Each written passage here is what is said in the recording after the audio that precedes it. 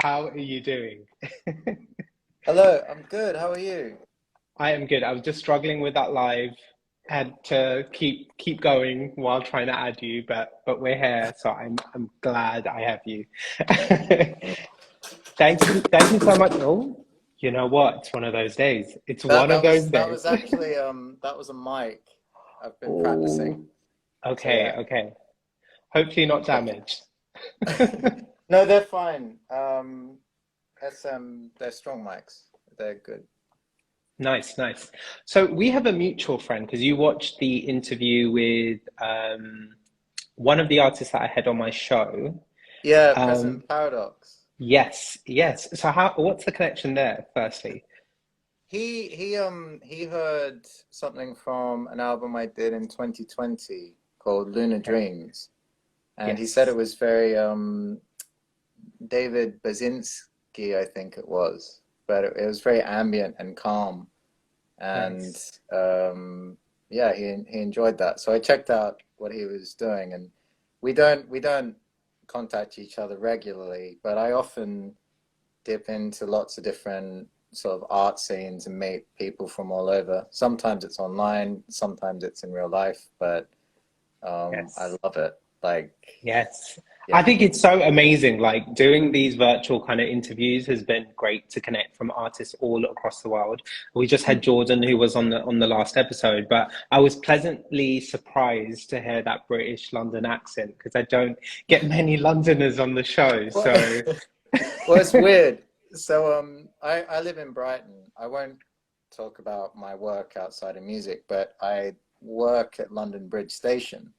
So we Mm. might have run into each other at some weird You point know what's as well. what's really weird? What's really weird is maybe 2 years ago, less than 2 years ago, I was working near London Bridge, so we probably did walk past each other completely.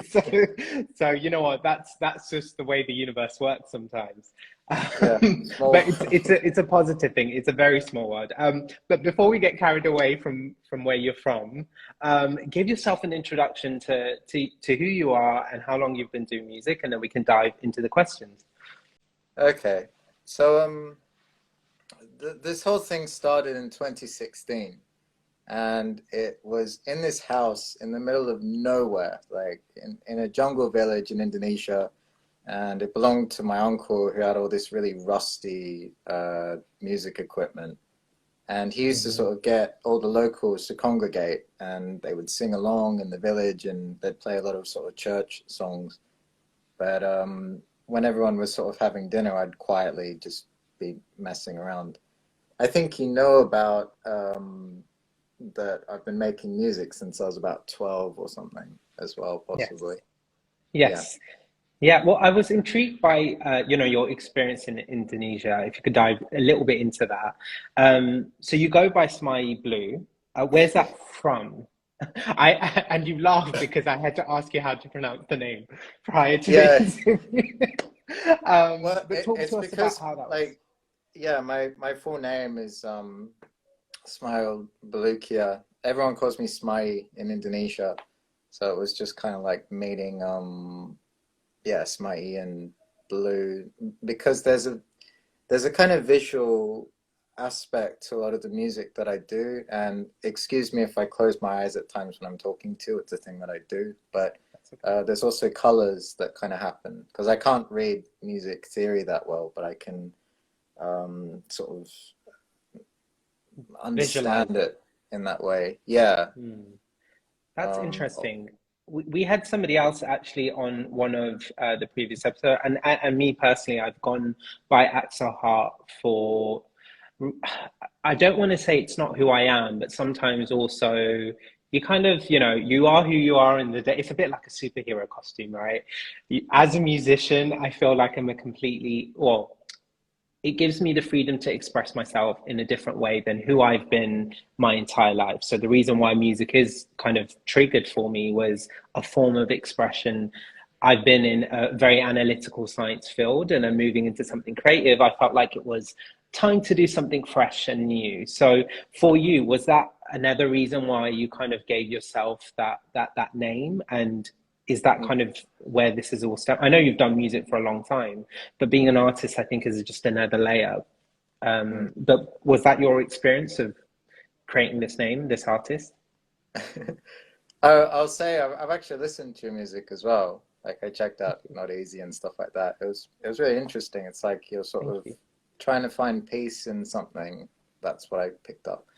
Thank you. Um, so it's kind of weird. I'm not very good, and I got told off the other day about this, but when it comes to sort of explaining music or yourself or whatever it is, um, I, for me, I just love it and I breathe it and I do it every day and I practice. And you saw all the stuff back there. I've been practicing all day.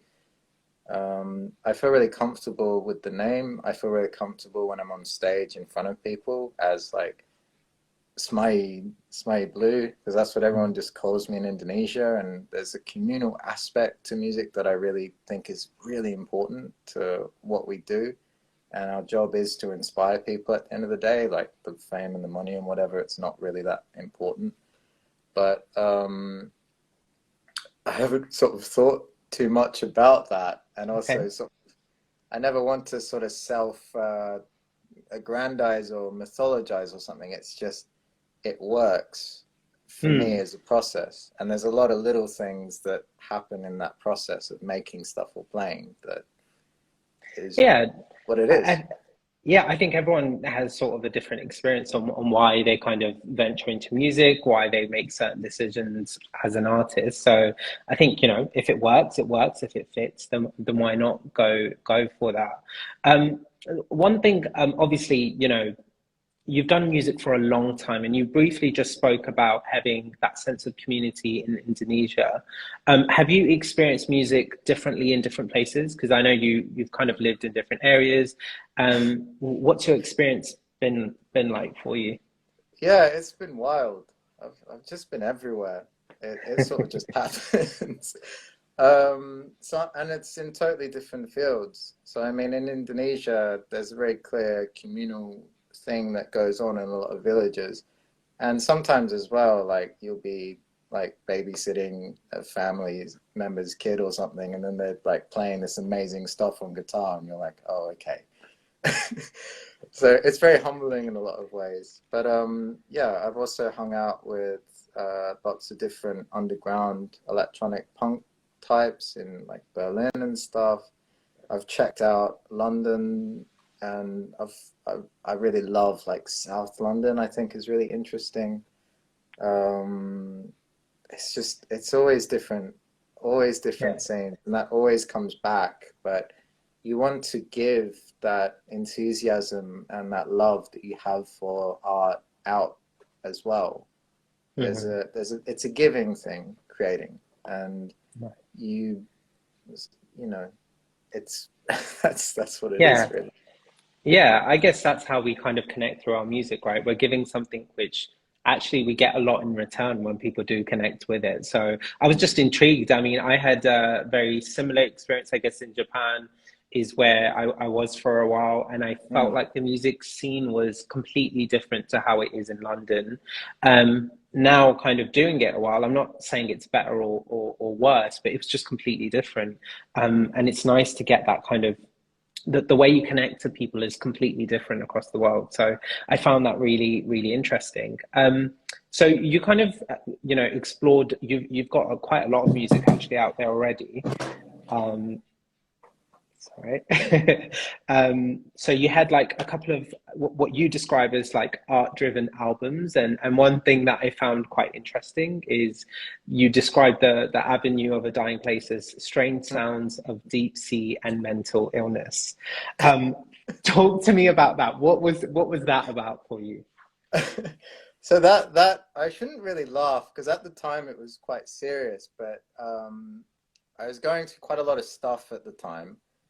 But I had this real obsession with deep sea sounds, and I just had worked a lot, and all of this stuff that I got, like I've worked towards and worked really hard to get all the equipment and everything.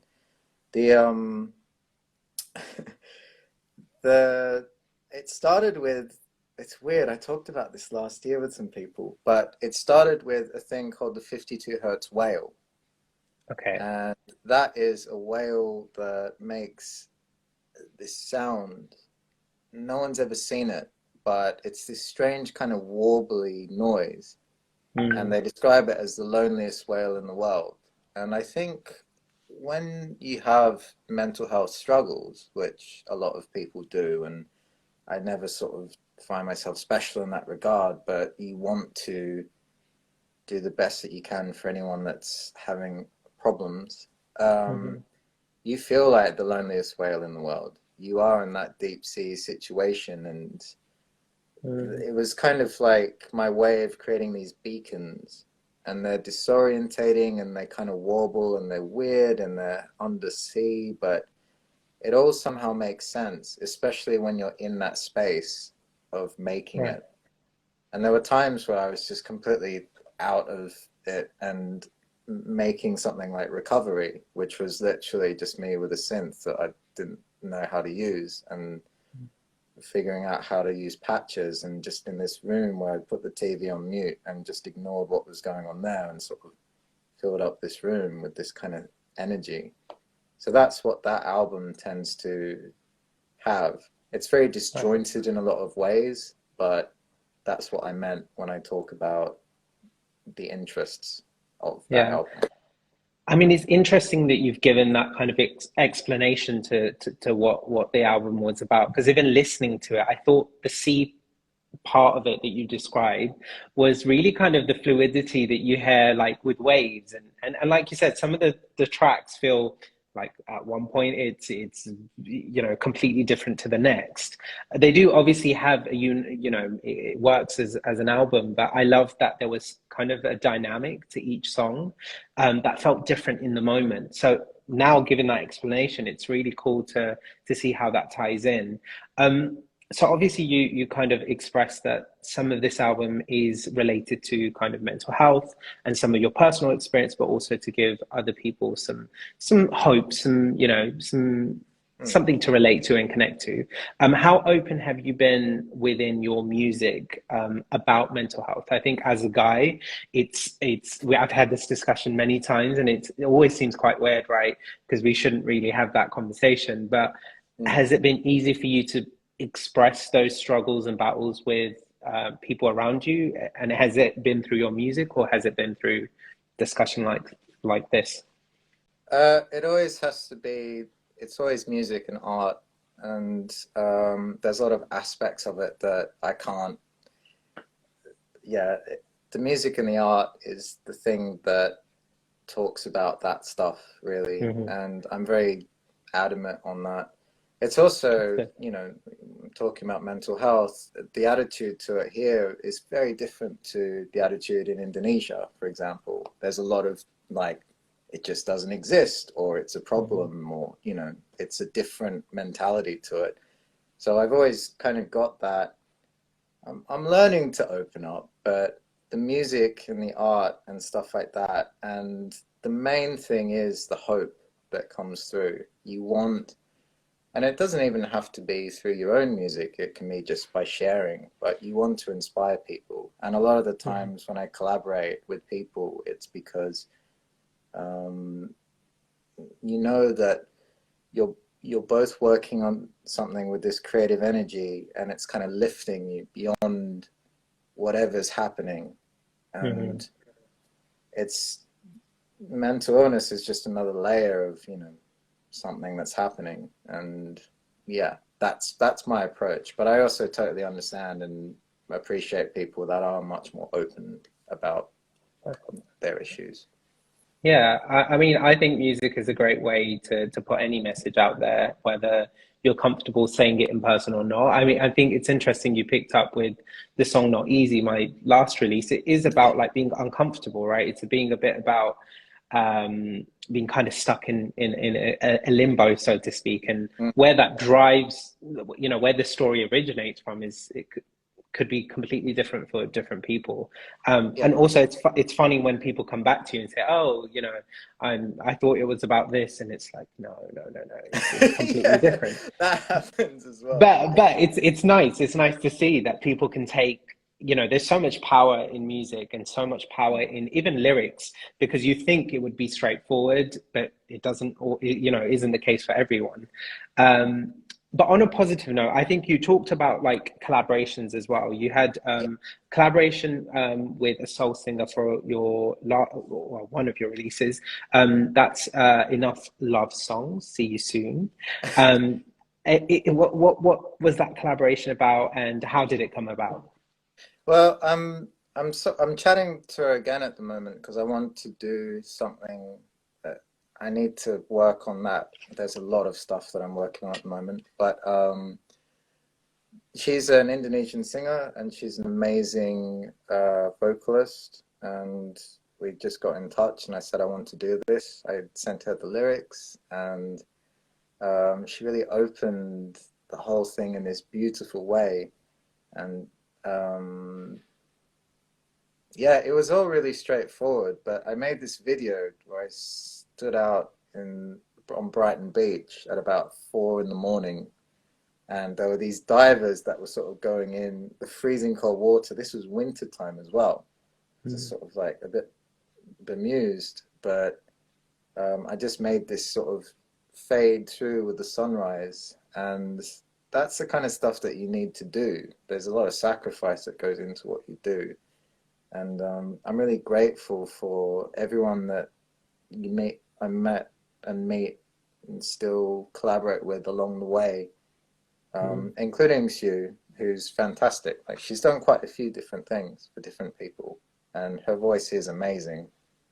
And She really, sometimes I tune in and like say, yeah, "You've still got it," because she does. She's incredible. yeah. Oh, that's amazing. Yeah, I think it's a great project that you've worked on, and I can't wait to hear what else you've been working on. One thing, obviously, I think it's important for everyone to give back in some way, and one thing I noticed was your volume album Yes. was something you put onto Bandcamp, and the proceeds went to the Against Malaria charity. Uh, why did you create that project? Where did that? Because you describe it as a grief album. What was that about? Okay. So Volume it came out at the time of 2021. It was for Against Malaria, which is a really important cause. It's distributing mosquito nets around Africa for people that need them to combat malaria. It was being made around the time of Black Lives Matter, and I'm not great in a lot of social situations. I get very anxious. I have a lot of issues sometimes in certain situations. Mhm. Um, but I wanted to give, and I wanted to do something, and that to me felt like a really important thing to do, was to just do what you love doing, complete it, release it, and then instead of taking money for yourself, put it to something that matters. Mm, That was the whole process, and that that was so important to do, and it still is. Like I love Volume. It's a magical album in a lot of ways, but it does explore a lot of grief, and there are a lot of circumstances in life where you understand how important life actually is, or how fleeting it can be, mm, especially in places that aren't, like the UK and stuff like that. People are struggling a lot at the moment because of the cost of living crisis and things like that. right. Um, but yeah, you life's Did important. It really is. It really is. I think again, I think it's always an important task for us to be able to give when we can, and when we're in position to do so, because you never know what can happen in life. So I think it's a great album, and if everyone is watching, please do go support. It, as independent artists, we're trying to create an impact, and that only can happen when people support material that's out there. And it's a good album. That's, regardless of the Thank you. cause, it's a great album. Was the album actually written before you released it, or before you had the concept of sort of donating to charity, or was it done up, simultaneously? It's weird. So some songs in different projects take years to finish. Some songs take a few months. Some songs happen like in a minute. So there was one song called I Miss You, which got finished pretty much there and then. Um, but it's a natural thing, and you have to learn to live with the process and do whatever it's getting you to do. Mm, In terms of volume, and there are a lot of times where I write obsessively, and there are a lot of times where I've just got loads of stuff that's just never ever going to go anywhere, and then you'll suddenly discover something, go, oh, this actually works. yeah. Most of volume was capturing moments of grief in life, or moments of there's one song called Simple Days, which captures someone very important to me. But this person, it's a true story. They do have this talent of, if they look at you, for example, they could just draw you, and then that would, like, it would be you. But Mm, the struggle was always that they didn't like art. Like, they just weren't into art, and that's fine. But it became a sort of like, there's a problem if you do art, or art's actually not valuable. It's in a very conservative place where I spent a lot mm. of time when I was growing up, and that was kind of a combat of that mentality, because that still kind of hangs around. I didn't grow up around artists. I grew up in a Mm. very different kind of world. I mean, uh, likewise, I think it's music has come like at least you had kind of some music in your life, how you played the piano from a young age. Music kind of came, for me at a later point in my life. I was like mm, 29 when I started even singing out loud and writing and recording. So I think it's interesting because I think in certain cultures, certain communities, sometimes, like you said, art is almost undervalued. So when you have a mm, talent, it's almost like that's great, but let's try and kind of build your life up in different ways because mm, you're struggling as a community anyway. So let's make sure we're in a good position not to be struggling, and creative industry is not going to give you that, mm, in the mentality of that. But I think that's why I think art is incredible because it does things. It's not there to kind of, I never see it as a career, which I know is really weird for people who do music for, full time, and that's all they do. But for me, it's an expression, right? It's a way to kind of get your creativity mm, out, whether it's painting or music. So I think there's more value to art than people realize what it can do for you. It's healing for mm. some, it's expression for others. It's interesting how people can take that. I was going to move on to another album, but Jordan has left a comment. Thank you. He's just left because he had to join us for a bit, but he said, love the lonely whale concept. Oh, So I think a very relatable concept that you have no, thank you, there. Jordan. It's a real thing. It's called the 52 Hertz Well. I know he's gone, but yeah, it's Yes, around. yes. It's around. I will put some link in the description. I need to read into this too. So, Sanctuary is something you released in 2021. Mm. But what I really liked, I think this is amazing. It features like your first recording as playing the piano during your Oh childhood. yeah. That to me, firstly, is amazing. And also, at a young age, you were super talented. So it's definitely not left you. What made you kind of go back to your childhood to dig that up and include it into the space you were in 2021? So I'm really, really grateful for having this musical thing.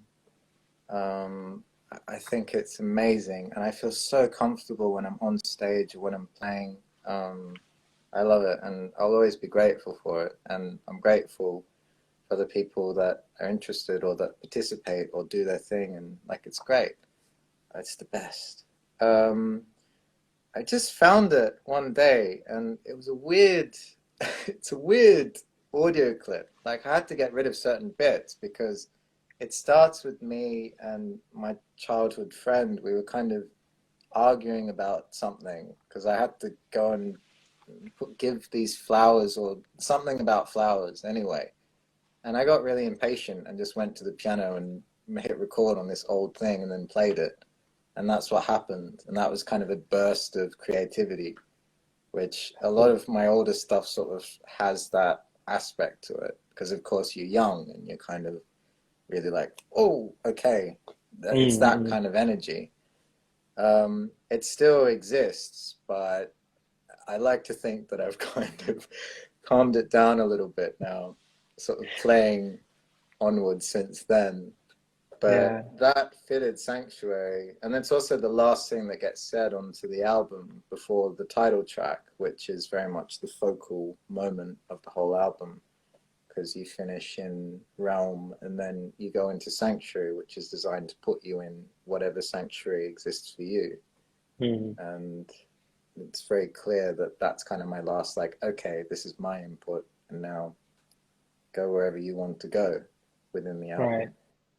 It's interesting how you talk about your concepts. Is this something that you kind of pre-plan before you create any project? It's hard because I know people go through different sort of writing processes, recording. Mm. Some people have hundreds of tracks before they kind of pick and choose.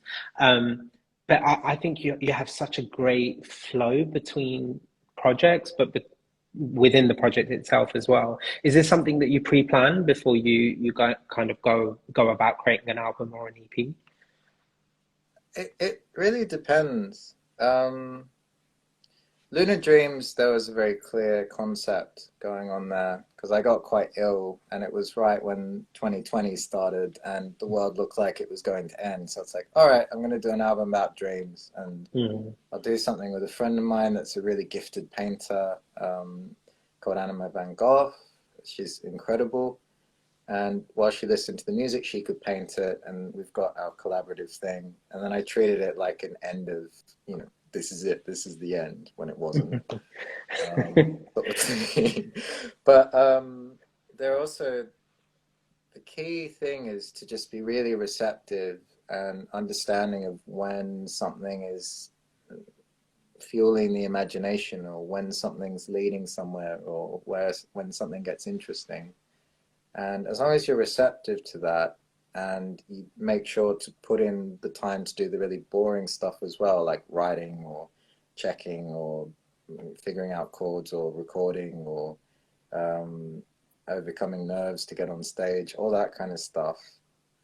As long as you keep yourself open, the life and the amazing things that happen, or the harrowing things sometimes, but they will fuel your work, and then mm, you give it out and you express yourself. That's right. how it is for me. So a lot of the time it's just life events that occur that kind of Yeah. blossom into something, and you feel it and you know it, and you're like, this is something I need to. I'm feeling it. Mm.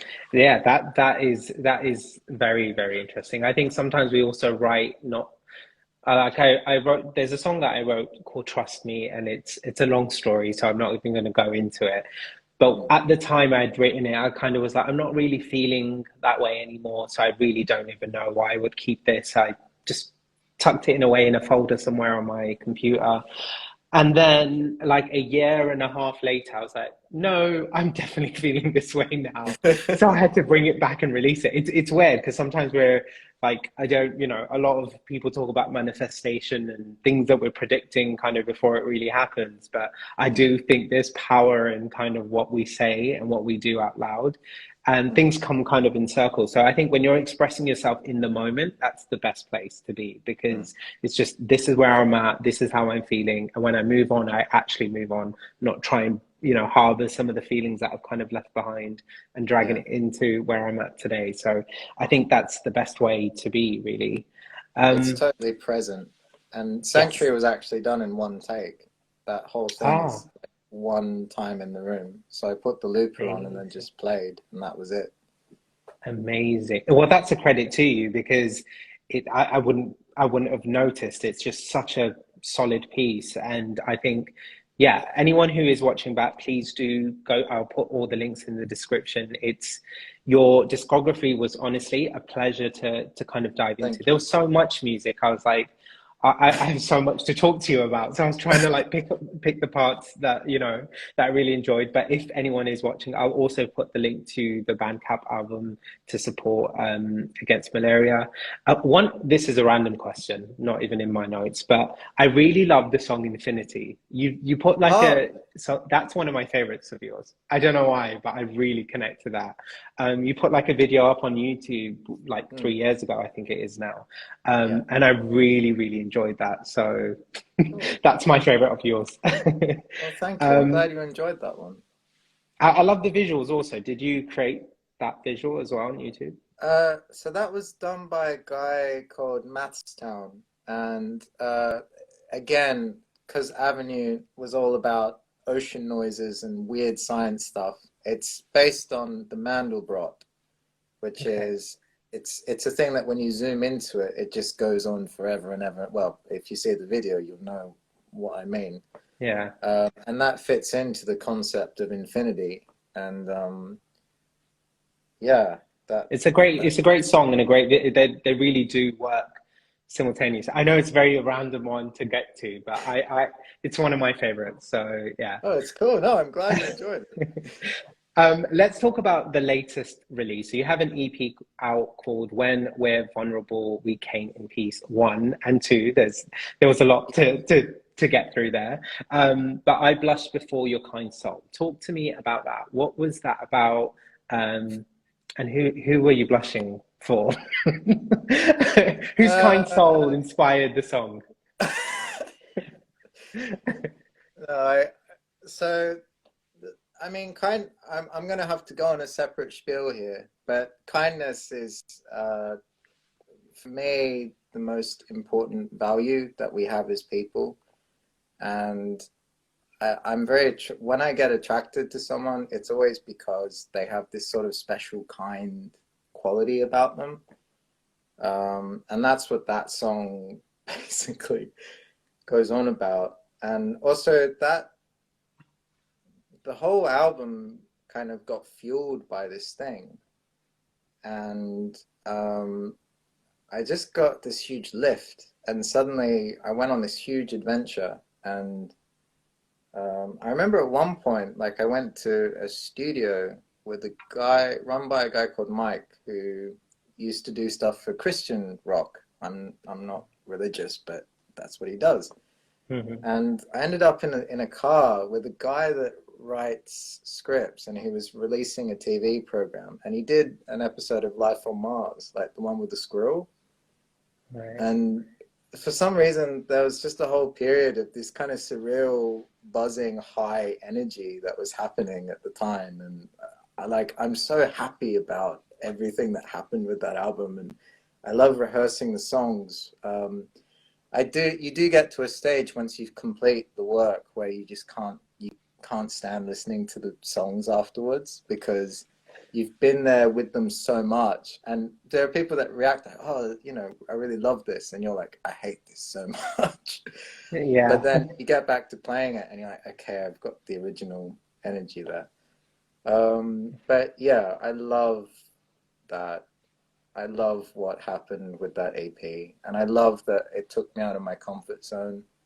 I love one because you've got this weird electronic stuff going on, and Mhm. then I love two because you've got poetry going on. Yes. Like it's a very special thing, and I see it as one album, but the electronic stuff and some of it is hyperpop as well. Well, my take on hyperpop is like it took a little bit longer to work out how to do the Right. technical stuff, basically. Well, that's one of the questions that I had. Who kind of inspired you growing up? Because I know that's a very typical artist question, but Mm, when I was listening to it, you have firstly a very great spoken word voice, if that makes sense. Like you have a great spoken word voice. So the parts that were obviously in the EP was very interesting to listen to. But then also, there is that kind of like electronica kind of new wave sort of sound. So are there particular artists that you drew inspiration from, or has this come through kind of experimenting with different sounds? There's a lot of stuff. There's so much stuff that kind of happens. If we're talking about growing up, it was Ministry of Sound CDs in the car. Okay, okay. And having no idea of like any, and I still have that today where I like that I don't know what artists look like or stuff like that. I'm not Hmm. interested in the fame game or anything like that. So I kind of like just capturing these strange songs in a car, Ministry of Sound or whatever. The current stuff is definitely influenced by London's underground electronic scene. There's some really cool artists doing some really interesting stuff in there. Right, Um, yeah. right. And what kind of direction do you want to move forward in? Are we going to hear more material within this kind of realm, or are you going to start exploring different genres? I think I'm a little bit for some reason I'm starting to write like rap songs a lot. Okay. I'm kind of looking into flows and how I can get the deep voice thing happening with rap and stuff like that. Mm. Um, but again, it would have to be something that's a bit different because I kind of don't. I want to keep it unique and interesting and stuff like that.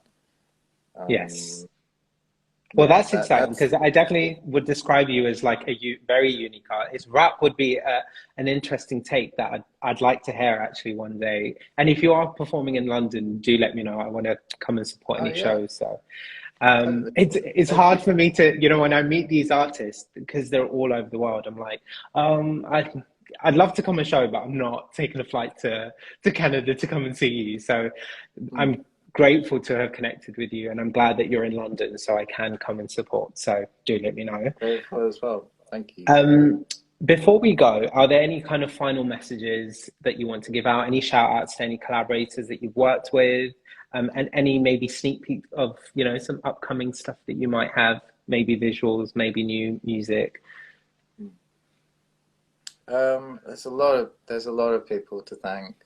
Um, I have to thank my friend Anima Van Gogh, who does a lot of the album artwork at times when like I can't paint certain concepts.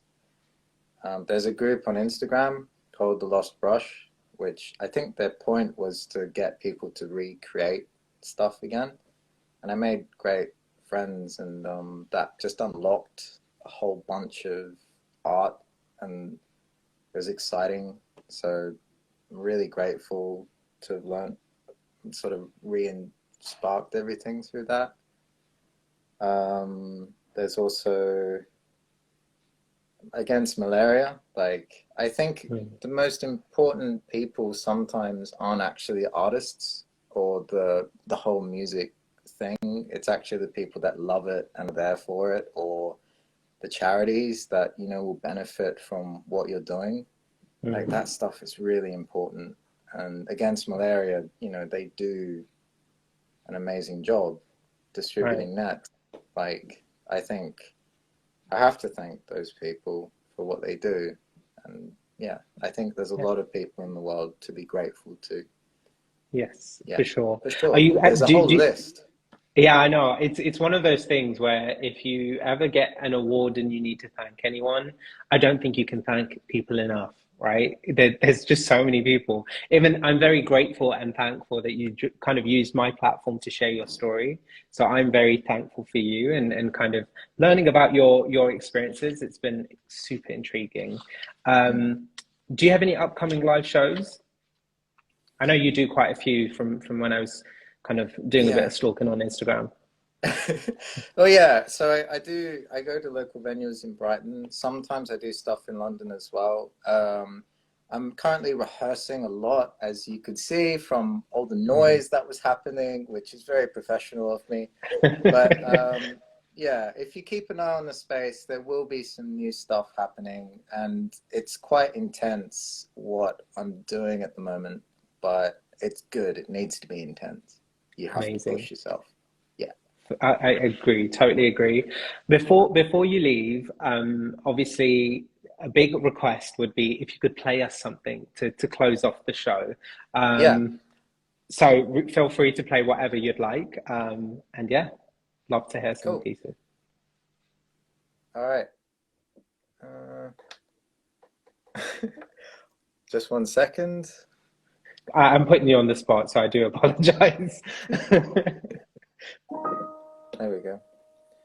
So this is called Shabu Shabu in Nagoya, and it's from Lunar Dreams.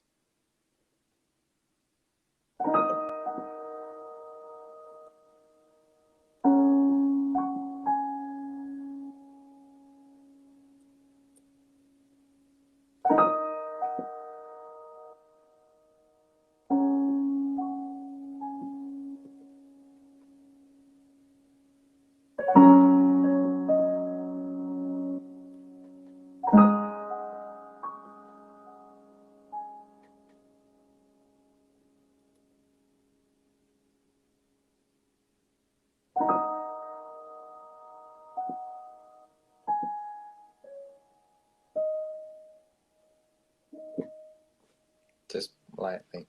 Stunning, stunning pieces. Honestly, your music has been fantastic to listen to, and thank you for sharing it even live today. It's been wonderful to connect with you. Hopefully, we stay connected. And for anyone watching back, please once again do support Smai and all his music. All the links will be in the description. And if you are watching live, you can hit the top and also follow him right now. Thank you once again, and hopefully we can keep exploring your journey on future episodes. So do share with us what you've got going on, and we'll be more than happy to share. Thank you, Axel. I look forward to hearing more from you as well. Yes, yes. Let's stay connected. Thank you, everyone, for tuning in. Also, thank you. Take care. Have a great Thanks, evening. everyone. Bye.